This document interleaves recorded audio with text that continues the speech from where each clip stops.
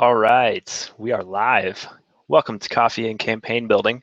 For those of you that have never seen one of these, this is where I talk about world building, what I've been working on, and I just kind of go into the behind the scenes methods of how I've done world building, and a drink is required. So make sure you have a drink, otherwise you're not allowed to watch. So today is kind of a special edition of Coffee and Campaign Building. In the past, I've done where I'll talk about the current settings I'm working on. I'll also lead through some type of world building exercise so that you can actually build your world while I am. That's kind of been one of the major goals and points of this, is to have you be able to just take out the same tools I'm using and do what I'm doing, but for your world. So we can kind of world build together during this, and you can certainly still do that today.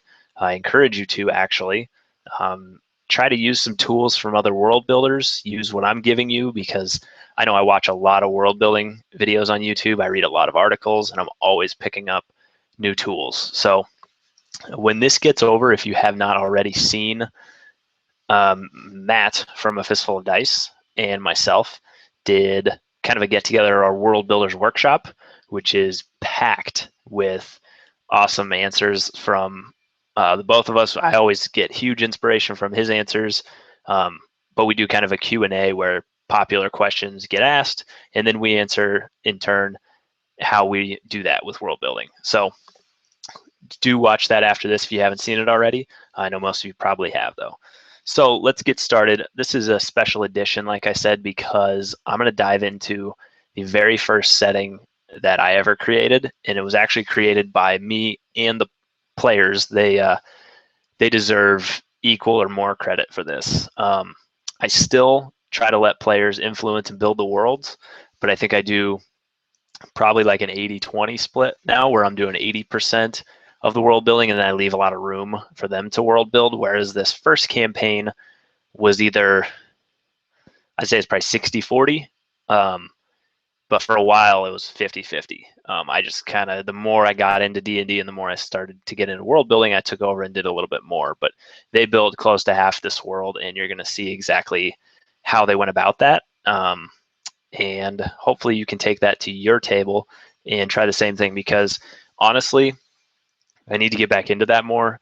The way that this world was built, the way that this setting, I should say, was built, made the games so much more rewarding. I can compare this first campaign ever to like the second campaign I ran, and I think that the first was more fun for the players for a number of reasons, but one of them being that the party was actually involved in creating the world. And Matt and I talked about this in that workshop. That's what kind of inspired me to do this video on it, is I really let them, they feel more invested in the world.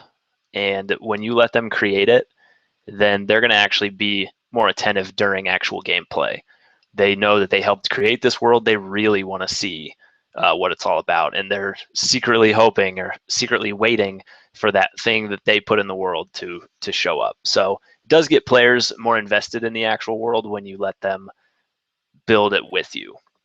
So let's take a look. I'll give you kind of a recap of the campaign real quick, just so you can get a feel for like how this campaign was started and played, and then we'll actually dive into the setting itself and how that came to be. This was the first campaign. I've only talked a little bit about it on the channel, and the reason is because it's not over. This campaign is still going. My very first D&D campaign ever as a player or DM, and I was the DM for this, is still going on.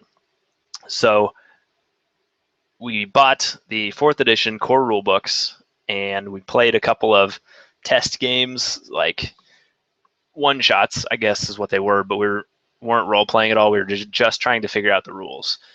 Picking up D&D and never having played it at all or seen it, it's extremely hard to just learn that on your own. The books don't help because you don't understand the core concepts.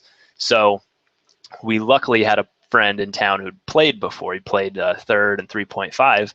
So he came over, explained kind of the core concepts, Then the rules started to make sense, and once we were comfortable, we started a campaign. This would be December of 2010, and that is when this campaign started. It's still going, by the way. We played it probably 2 months ago now, online, because the players have moved all over the place.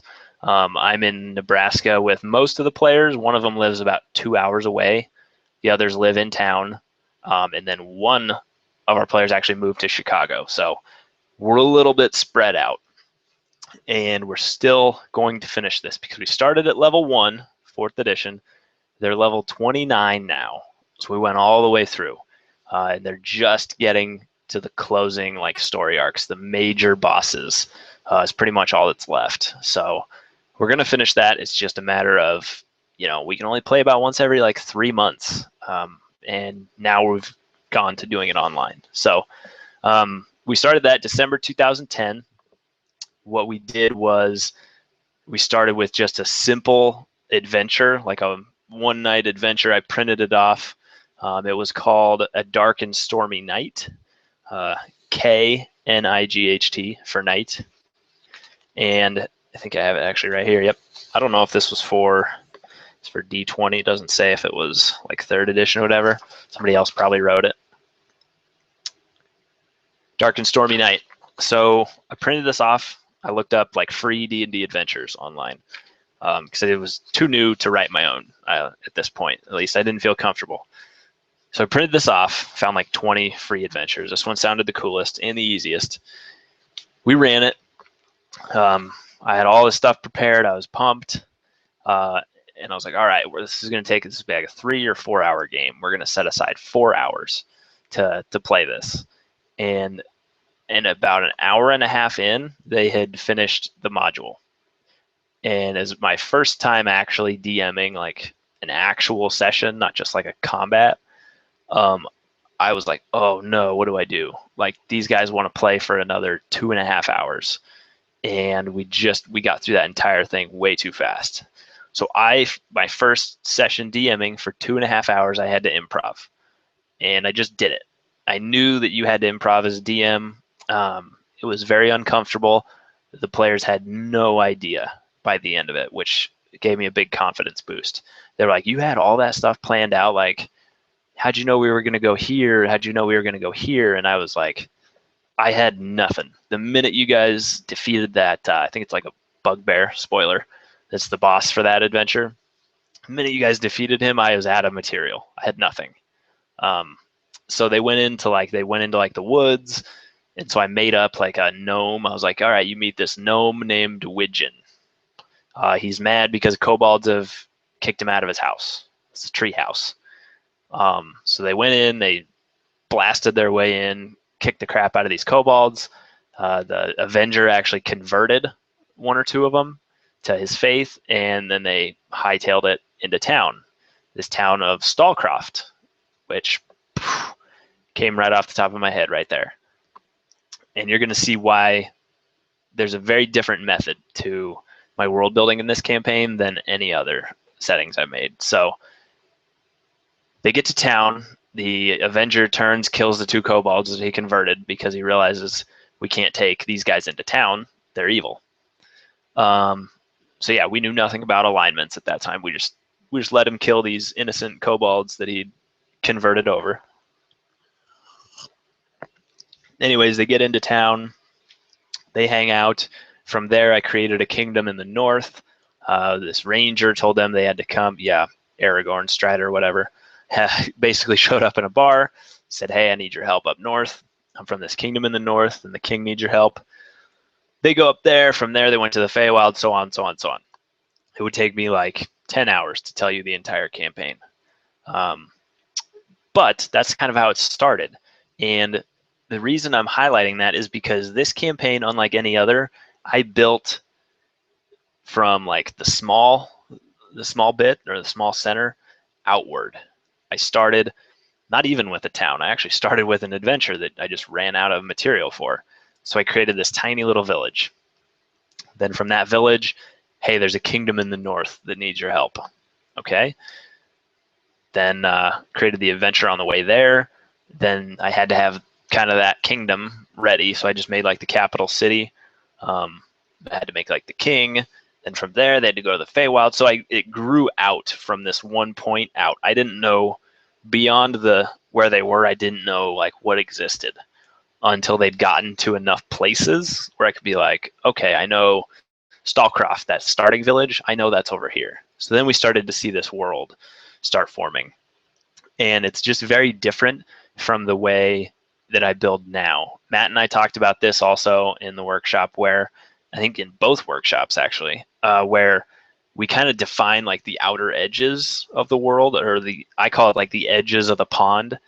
So we kind of know what's out there, but then we start throwing rocks into the pond. So we focus on one tiny little area, throw the rock, and kind of watch how it ripples out and affects everything around it.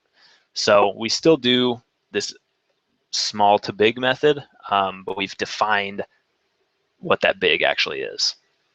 But this first campaign didn't do that. It just grew out.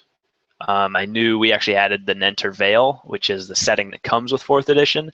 We actually added that into the world, so that it was far to the east, and it just kind of grew. And what I'm going to do now is I'm actually going to pull up a screenshot and show you, what this world actually looks like. And the cool thing about this,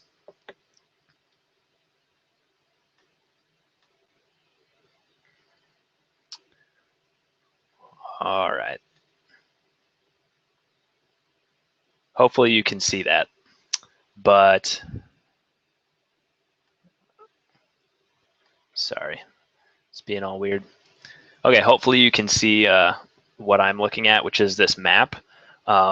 And this map was actually probably the second or third map we'd done to kind of define, because we didn't have maps from the beginning. Again, very different from my current settings where I start with a map. We were like, okay, we've really got to make a map to show where everything is, because we just kind of know where it is relative to other areas. So we started drawing this map, and I say we, but this was actually 3 players that took charge of this, and they did the entire thing. I don't think I drew any of this at all. So props to these 3 players for really taking the initiative and starting to draw. They just kind of asked me, okay, in relationship to the starting town, where are these mountains? And then I tell them, and then they drew it. So major props to them. It's unfinished. The guy who kind of spearheaded it moved away, far enough away where he actually doesn't play anymore. But this is a giant piece of foam. I think it's foam core or foam board. And we had 4 of them, and I'll show you the overall picture in a second. But Stalcroft was this tiny little town in the bottom right. You can kind of see it. And then they moved straight north through those mountains, and it just kind of grew out from there. But again, it's that building out method where you're not really sure what's just beyond these mountains yet, or you're not really sure what's to the west yet. And it was really fun to build that with them.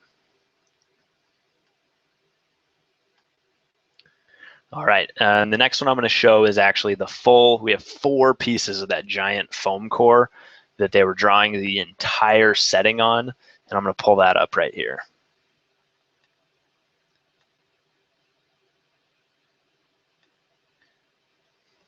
All right. So as you can see, hopefully you can see my mouse there kind of, we named this region of the world because we didn't build the entire world. We wanted all settings we ever played in that we created to be in the same world. So this is just the first corner of the world. You can see here we named it the Fold. We kind of voted on it. Voting was very split. Some of them still don't consider it the Fold, but that was the one that had the most votes. So what we actually call it is Estonia, not Estonia like the country, but Estonia. And Estonia is kind of this region that I showed you the picture from earlier, the top left of these foam boards. And then obviously we never finished it. If you actually look at the bottom right here, one player did a really good job of drawing the Nenter Vale. This is actually the Nenter Vale setting down here. We had the ocean here. We had this is a big desert in the bottom left that you can't really see, called Moranza. We had this just big setting that was built together and built from a small point out. And it was just really something special because the players were so invested in the creation of it.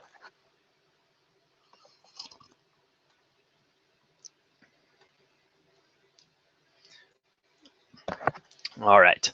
So now that you've kind of seen some pictures and kind of gotten the ideas of what's there, I'm going to show you some of the drawings that the players did. One player specifically. Like I said, 3 guys got together and drew that awesome foam core, that big map.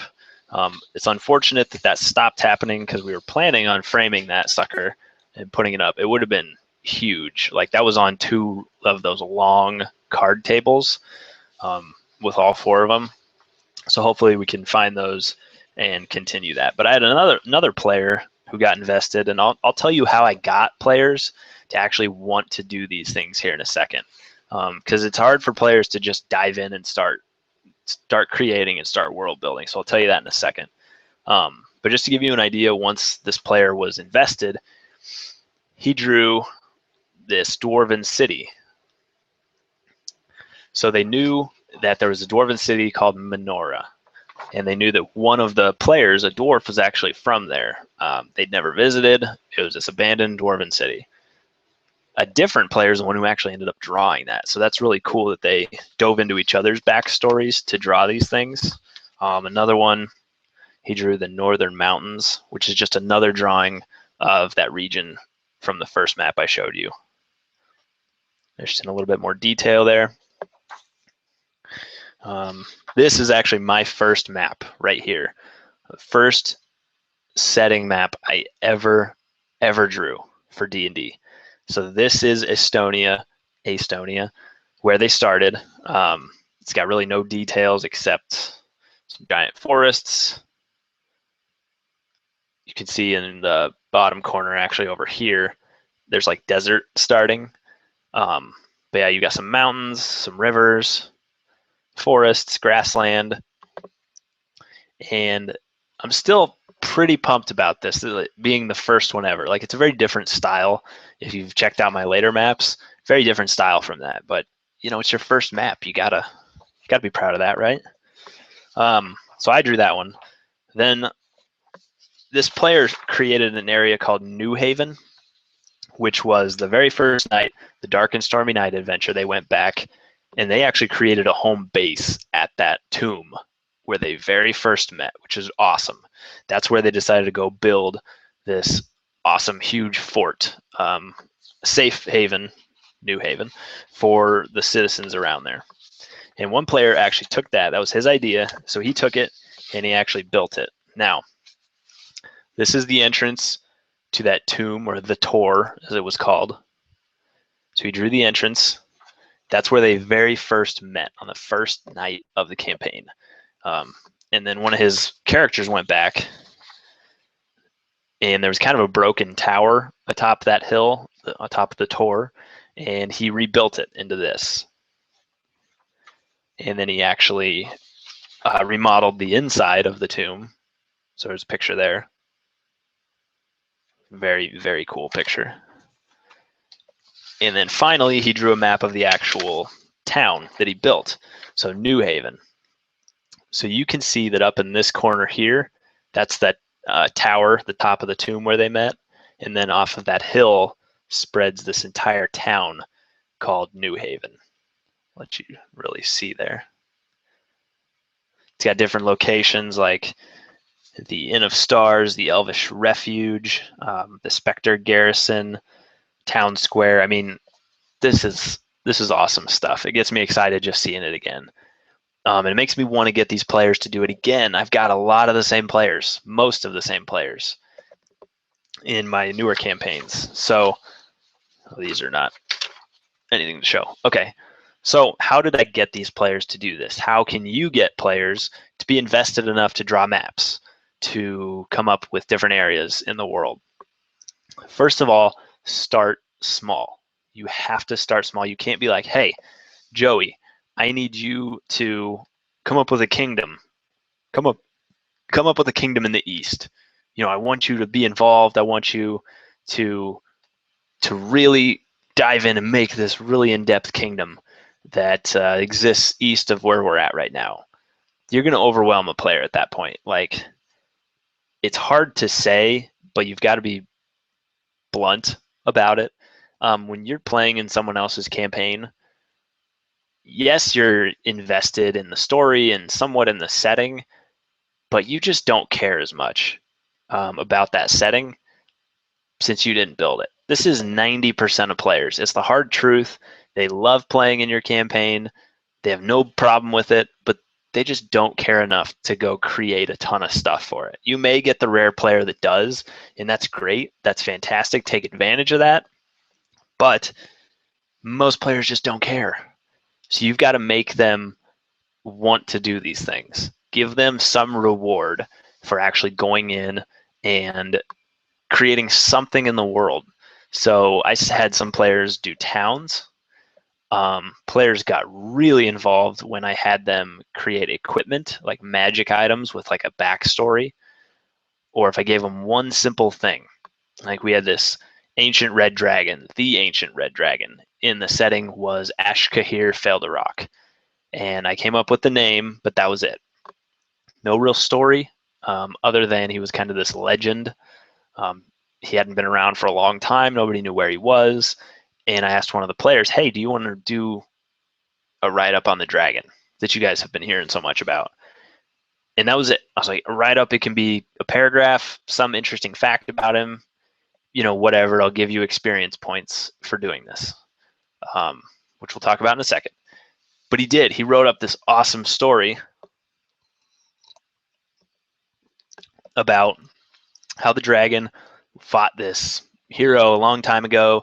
The hero was blinded and cursed by the dragon. He said, I will curse your family. Your heir, the heir to your family, will fly away on darkest wings into the evil or whatever, turn evil. And then the good guy actually put him in this prison, this magical prison, which is where the dragon was. But the cool thing is that one of the players who had no memory and was supposedly of royal blood actually did fly away on a dragon once and turned evil, and the party had to go get him back. So the player who wrote this backstory tied something in that had already happened that was amazing. So hell yeah, I rewarded him. I gave him experience points. Or you can tell them that they're going to have access to more magical items if it's a very magical campaign.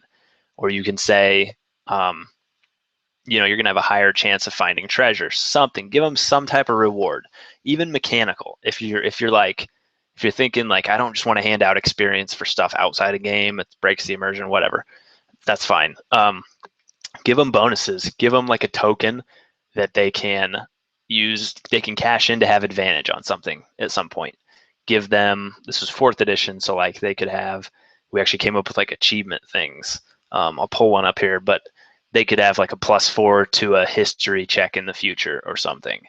And so these players, they just got more invested with it. They're like, okay, I'm getting some pretty neat things for just world building, for adding on to this world. And then they started to get excited about those things that they added onto the world. And so they started paying more attention when they're playing. They started role-playing more, adding more to the story. Just in general, they paid a lot more attention to the actual story while they were playing. So I'm going to pull up, if any of you have heard of the Warforged cleric named 3, he's just the best player character I've ever seen. His story is so cool. The party loves him. Like I said, he's just awesome. So I'm going to try to find out what bonuses he has here that I gave him for world building. But it's simple things. You can do, Pathfinder has, or I don't know the brand, if it's Game Master, Games Master, something. It's associated with Pathfinder or Paizo in some way. They have these like fate shift cards or fate twists or plot twists, I don't know.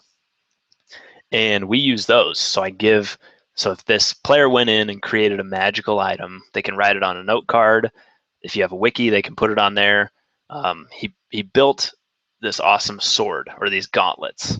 of legend, this whole story. And so I gave him a fate card. I was like, all right, here you go. Cash this in whenever. Fate cards, or these plot twists, allow players, whatever the theme on the card is, if it's like somebody changes sides at the last minute or somebody fools you and changes sides, he can cash that in whenever. So if they're getting like beaten down by these bandits, for instance, and he cashes that card in, one of those bandits somehow, and he can make up the story as to why, switches sides, switches to their side and starts killing the other bandits. Like he was a spy all along, something like that. So you can give them mechanical rewards. You can give them experience points. I know some people don't like to do that. You could give them magic items, which again make, if they're extremely high level and they've just got a ton of magic items, that's not a problem.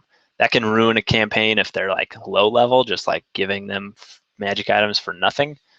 But if you work it into the story and be like, hey, if you help me world build, I'm gonna make sure you find some item that's really, really cool in the story.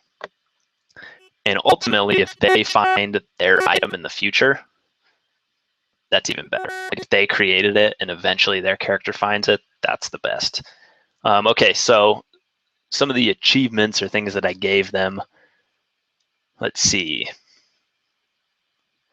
Adrenaline Surge. 3 has a bonus called Adrenaline Surge that he never used. So for he must have got this for world building at some point, and he gains a +2 to all D20 rolls until the end of his next turn. So he gets this surge of adrenaline where if he can do a bunch of things or have a bunch of actions before his next turn in some manner, he gets a bonus to all of them. Big Brother is one that he earned. A teammate triggers a trap or fails a check that results in damage, but you pull them to safety just in time. So he can cash that in to just save somebody last second. Fighting Spirit, when you're reduced to 0 hit points, as a free action, immediately use 1 at-will power against the enemy who reduced you to 0. Again, that's 4th edition jargon, but these are little cool awards that you can give players for world building. And they just add fun. They don't add a whole lot of complication. Yeah, they're just, give them some rewards. Don't just ask players to world build because it's really hard for them to want to. They just don't care about your world as much as you do until they've invested even half the time that you have into it. So give them some type of reward, get these players involved. And I'm going to give some examples. I'll show you, actually, I'll screen share it here. An example of what a player did.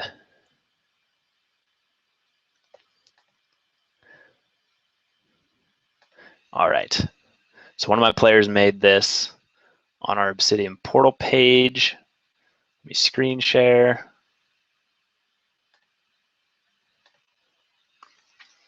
And I don't know if you can see this. I hope you can. I can't really zoom in anymore. Sorry. The disappearing shipment. 2 King Blackstone. And it's a message to this king that this player created. It's just a piece of the world right now. Your Grace, I received ill news from one of my caravan guards who've been traveling with a recent shipment from the Nintervale that you personally requested. And then he goes on, I won't read the whole thing, but he goes on to say that overnight the caravan was entirely ransacked. Some members were captured. And basically what he has put on here is a hook that the party can investigate if they want. But if they don't, still adds something to the world that's going to happen one way or the other. Again, something me and Matt talked about, where you still want to make the world seem alive outside of the party. The stuff that they're not doing right now, or the places they're not visiting, are still existing. They're still doing other things. So if the players don't take care of this missing caravan, it might come back to bite them later, or it might cause something else to happen. You just want to make the world tick all over. So we'll pull up another one that he did. Ancient Scrolls. Ashkahir, this is the dragon one I talked about. Again, I won't read the whole thing, but a player did this. A player created this legendary king King Grenwick of Estonia, known as the Drake of Estonia, how he fought this dragon. Take with thee my hammer and leave thy worldly armaments aside. Where's the quote? Where's the real one? This is where he tied it into a current player. I told you a player flew away on a dragon. And I just don't know. Oh, there it is. For thine house, this is what the dragon says to him. For thine house shall see ruin, and thine heir shall be carried forth on wings of darkness, lost in the time of thine people's greatest need. That had already happened in the campaign, but since this player was writing like an ancient history article, it's cool that he put that as like a prophecy, that this player was going to be carried forth on wings of darkness, lost in the time of your people's greatest need. So this is the type of stuff that you want to get players involved in. And I haven't highlighted that enough. I haven't done it enough myself in my last 2 campaigns. Show just one more here. Recent developments.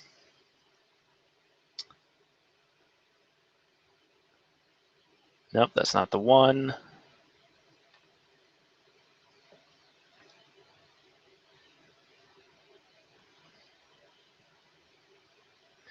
Sorry, I'm not finding it here. That's fine. I won't waste your time. But so then these locations, these are other things that players have created. Some of these, I created probably at least over half of them, but the players started adding to them, started adding in their own little stories, their own little events going on in the world that at first it was hard for me. Like I would think in my head, like, I'm giving them too much control. Like I don't want these players like creating things that are going to go against what I have envisioned for this story. But you've got to just let go, because that's at the point where you're too attached to your story and you're going to run into problems anyways. This is a good one.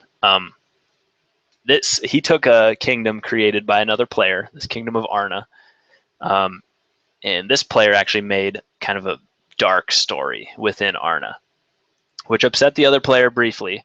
But you've got to let players kind of take parts of each other's things and work with them too. So he created the Augean Islands.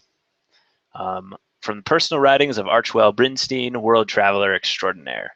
In its journal entries, day 1 till day 30, and you start to see the psychological downfall of this world traveler. He's found these islands, and then you start to find that these are extremely corrupt people, and they're doing like sacrifices. I mean, day 1 have just arrived, curious to see many races remain untouched in the years since the fall of the empire. And by day 30, the church bells are tolling and the new arrivals must be taught or given. They will choose. So it's just great. Looking back at this stuff really makes me want to add it in to the current campaign, and I'm going to offer these rewards again, because you got to go with what works. This worked. This got players invested. This got players having fun. It got me more invested. I got more inspiration going off of what they did. So again, those last 3 or 4 things that I showed you on there, those were all players, and I didn't tell them what to write even. At first I did. I'd say, hey, go create a magical item and I'll give you some kind of bonus. But eventually they took it into their own hands. I was just like, hey, if you create something, I'm going to reward you. If you add to the setting in any way, like, you will be rewarded for that, for doing work. And eventually they stopped doing it for the rewards. Like I said, that cleric, he's probably got 4 or 5, maybe more, of those rewards that he never used. He doesn't even plan on using them. I think he forgot about them. And I've talked to him like, hey, are you ever going to use these? He's like, I should. I always forget about them.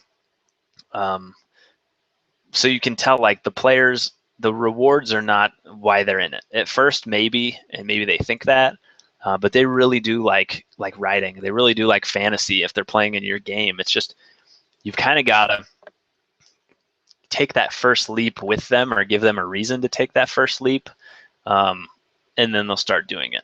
They'll start having fun with it just in any way they can, and let them. Don't put any rules on it. Just say, hey, come up with something, man, or I'll reward you for whatever you do if you add something to the setting. Try to stay away from like the main story we're on. Like if you guys are chasing like a lich or something, don't let a player go in there and write that it's not actually a lich, it's something else. Like, you can have some control as a DM. But if it's some area where stuff's totally unrelated, there's no reason for you to dive in and be like, well, no, that was supposed to be, these are like lumberjacks in that region, so you can't have any elves there. Like, just let them. That's because if you try to stop them, that's the quickest way to never have them help again. So let them do that. They will get extremely invested in what they're doing, and you'll have a lot more fun with everything. All right, I've got some other stuff I was going to share here. Just some other maps. I know a lot of you have asked about city maps, so I'll show some cities from this other place. Oh, here's a better one. It's hard to create city maps. I've gotten better about it, and I've started to actually create a map for almost every city that the players visit, even if it's, like I said in the workshop the other night, even if it's something basic like a circle that says, all right, the castle's in this part of town, the market's in this part of town. Just something. I try to have something. You don't have to. That's just what I like to do. I like to have something prepared, and I like drawing maps. Let me screen share these. So you can see some city examples for maps. Number one, looks like I had it on my computer after all. This is that dwarven city that a player drew. He had nothing to go off of except that this was an abandoned dwarven city, like underneath a mountain. He came up with all the names. He came up with everything. And this player probably invested the most time into world building. He's the one who designed New Haven, all of that. And he got rewarded. He got a lot of stuff, a lot more than the other players did, just because he really put the time into building all this. So you can see he's got a nice layout of the roads, some interesting locations. You don't even have to know what some stuff is, like the Endless Stair or the Great Abyss, the Deep. Like, you don't have to have anything for that. You just come up with that when you need it. If they're like, what is the Great Abyss? Have them roll history check and then come up with something very general that describes like a great abyss. It's very easy. All right, next one. I've shown this one before. I like this one. It's the Triangle City, but this is Risen Crest. It's in this Estonia setting, and there's kind of a triangle-shaped hill that the top's built on, and then triangles coming off each side of that hill for the different district. You have the Commons District on bottom, Black District on the top left, Market District top right. You have the Eye of the West at the top. That's just a tower that faces towards the west, which is where their enemy usually comes from. And then up top, you've got the Military Ward, the Scholars Ward, the Holy Ward. And then I was like trying to come up with stuff for the very middle, and I was like, why don't we just combine these? Like, why don't we actually have like the Scholars and the Holy Men meet in this area? And then the military meets with the Scholars in this area. And then the Holy meets with the military here. And then in the very middle, Castle Blackstone, the castle for the city. So as you can see, this is an example of just a zoned city. There are no buildings. There's some towers, walls, and that's it. And I just put what was in each area. That's all you have to do when you're designing a city. Now let me show you an example of a city that actually has some stuff in it. All right, give me just a second here.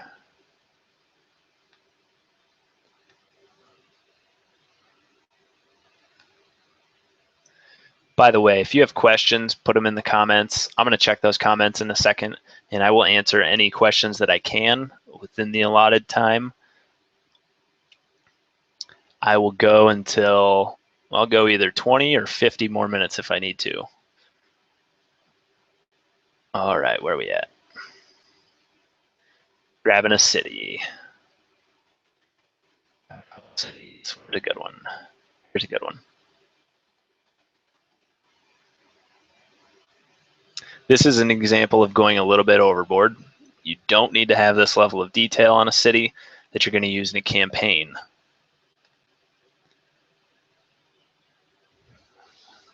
All right, so there's some farming hills in the top left that you can see. There's buildings in town, and even though I went kind of all out drawing all these different streets and buildings and all this, I don't know what any of them are. Like, I didn't go to that much work. I know that there's probably a keep over here where these giant walls connect. Sorry, I realize you can't see my mouse when it's over there. This bottom right here is probably a temple, but everything else is, there's just buildings. You really don't need to lay out where the blacksmith shop is, what shape the building is, where the Fletcher is, the shape of that place, the castle, what shape is the castle. You don't need that. If you like doing it, do it. But the second it starts to stress you out when you're prepping a campaign, stop doing it. So that's another example of a city. But again, you don't even have to draw cities. I like to just have a general idea of where stuff's at in the city, and because I like to know what the city looks like. That's the biggest thing for me. If it's on a hill, I want to know, like, okay, what's at the bottom of the hill and what's up top. And again, you can do that with just zones. You don't have to have specific locations. If the market's up top, that's probably where they can buy stuff, probably. So, all right, let me take a look here. I don't know if we have any comments yet, but if we do, or if we have questions, I will answer them. The Q&A app is also open. Again, I don't know how it works sometimes. Sometimes I don't think it works. All right, so we got some comments, just general hellos. Hello to everyone. Sometimes a great adventure comes out of simply winging it. It does. They still remember that very first night, and they're more impressed by it since I had to wing it. Players are very impressed when they think you've designed everything, like behind the scenes, like, oh my gosh, he had the price of a mandolin. That's for you, Matt. But usually, like, we just wing it. And if you can wing like this big, awesome night, if you have to, because I do encourage prepping, they're even more impressed when you tell them, like, yeah, I didn't actually have any of that. They're like, oh my gosh, that was awesome. It seemed like you had everything ready. Like, players are on your side. That's another lesson to learn. Players are on your side. It's a team effort to play D&D. You're not against each other, and the party's not against each other. I've had to deal with that. All right. Next up, let me get something out here from the campaign. So the thing with this first setting, I guess, to talk a little bit more about it, it's all these different kingdoms kind of separated. They don't get along very well. There's the Misty Kingdom in the north. There's Rizencrest, that triangle city, is another kingdom. There's the Kingdom of Moranza, which is a desert kingdom, and the central city is Mitrage. Think of it like a Mos Eisley, basically. It's the only place that slavery, like there's a slave trade there. The Buka Ukan is the name of a big market, like the biggest market, like single market in the world. It's called the Buka Ukan. It's like a giant coliseum, basically. And I'll see if I can find a picture of that city. But sorry, anyways, there's a slave trade there. So Moranza is kind of this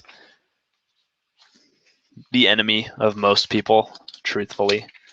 They hire like drow assassins to do a lot of things. Very shady dealings. There's a kingdom of Arna, which is like a typical medieval kingdom in the far west. And then there's this is my favorite part of the setting. There are these 4 families who live in the north. They live in an area called the Cascades, and we're going to go over those next. This is a really cool idea. If you can use it in your campaign, do it. So we've got all these warring kingdoms in the south. They fight each other. They have all these wars that make no sense. They're just terrible with each other, right? And then in the north, we have this area called the Cascades. It's the most beautiful place in Estonia. I mean, there's waterfalls, mountains, forests. It's got a little bit of everything. It's great for like crops. Oh, the Cascades, where are you at? All right, here we are. Screen share.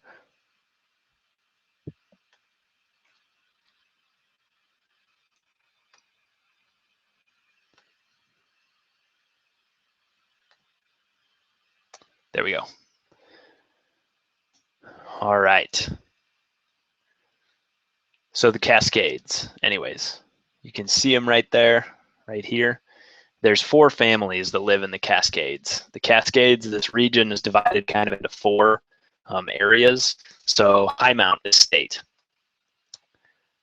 In this area, you can see Matrius Highmount founded the estate in 191. She brought new wealth into the Cascades in secret and founded her estate, which got a small following. The Cascades, the other families, the other 3, despise her and her new wealth. They've been there a lot longer. And secretly, elves and dwarves have actually moved into Highmount, making most of its population. So you've got the estate, but then within this one family, there are little villages all around it. And elves and dwarves have actually shown up there because they've been pushed out of their homeland. So that's how she got such a big following without an actual family. Next, you have the seat of Leorind. This is the Tiefling family.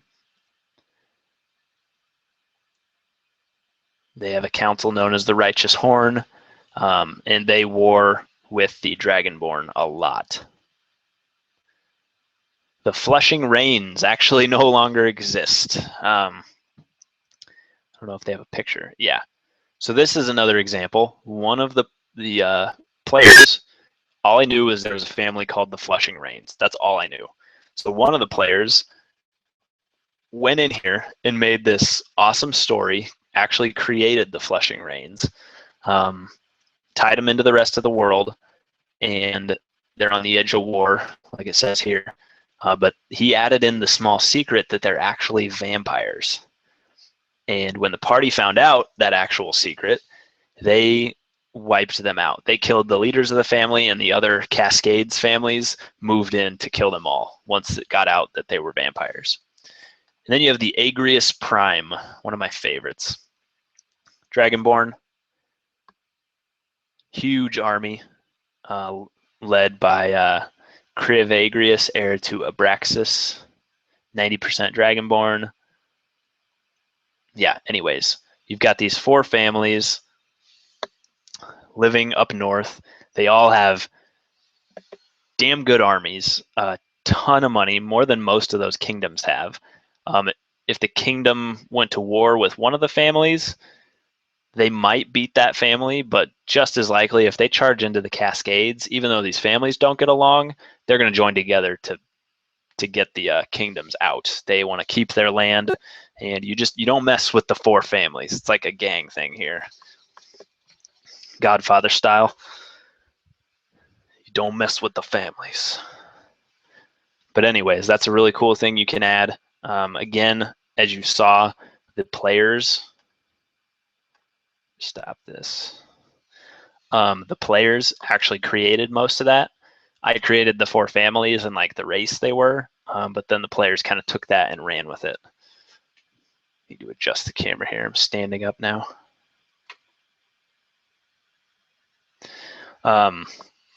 So Again, this special edition is just showing you a lot of what you can do, what players can do, what players can add to your campaign. It gets them more invested. They have more fun with it.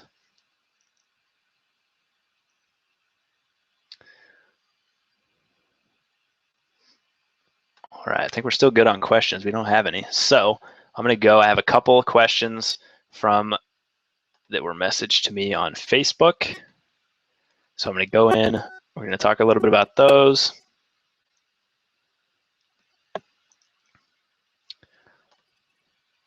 Just to get some answered out there. All right. This one came shortly after the world building workshop the other night. And I guess it can kind of go in with those families, kind of fits in there. How do you create and maintain interesting factions, which are organizations within your world? All of mine tend to feel the same. So I've had that same problem where you create these organizations, you create like the Thieves Guild, and aside from like the names of the people, they feel just like the priests, like the group of priests or whatever. So you need to give something unique. So if it's a Thieves Guild, how are they different than every other Thieves Guild? What do they have? So in my setting of Air, which was the second one, which is the majority of my coffee and campaign building revolves around that, there was a leader of a Thieves Guild. There were guilds in every town, but this guy's name was Gabon. And there was kind of this hidden cove in this coastal city where there was a giant ship just permanently docked, not docked even, permanently anchored in this hidden lagoon or cove. It was this big, elaborate, gold. It was like probably worth millions and millions of gold pieces. And that's where the actual Thieves Guild, or Highwaymen's Guild as I called it, was. It was actually on this ship. And the only way to get there is to go down to the docks, talk to a certain guy, you had to know who, and then he'd put you in this little fishing boat. And then he'd say, all right, the fish are out there, and he'd point. Fish are biting over there today. And once you actually paddled out to that certain point, there was like a rope tied to the bottom, and all of a sudden you felt like the boat being pulled. And so you were actually pulled around these rocks and up the coast a ways and pulled into the lagoon where the secret Thieves Guild was. Picture if you watched Hook with Robin Williams, like Captain Hook's ship, which is like super over the top. That's kind of how it was. But that's going to set aside that Thieves Guild from any others. Like they're just different in that really, really cool way. And then interesting NPCs. That's always the answer. Check out NPC All-Stars, the series I have. There's some really good ones that I'm going to film later today, hopefully. But take a template from somebody you like in a movie or a character in a book or something, and then make them the leader of the Thieves Guild.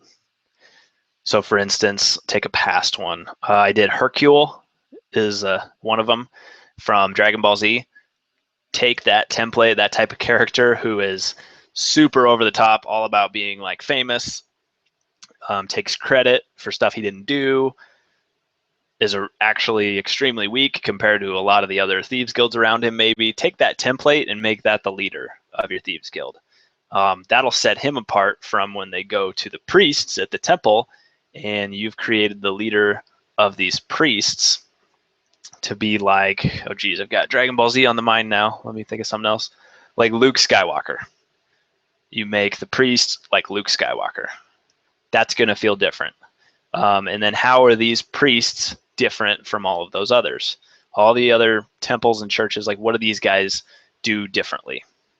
Give them something. They've got to do something differently within those factions. So 2 biggest tips: interesting and very different NPC templates, and give them something special. They got to have something. Maybe all the thieves in this guild have silver swords, which can lead to, why do they have silver swords? Oh, maybe there's werewolves around. I don't know. But those are your two biggest tips for actually creating interesting and varying factions within a world. And the other question that came in through the Facebook page, there it is. Okay. It's actually about factions or organizations, I guess is what he says.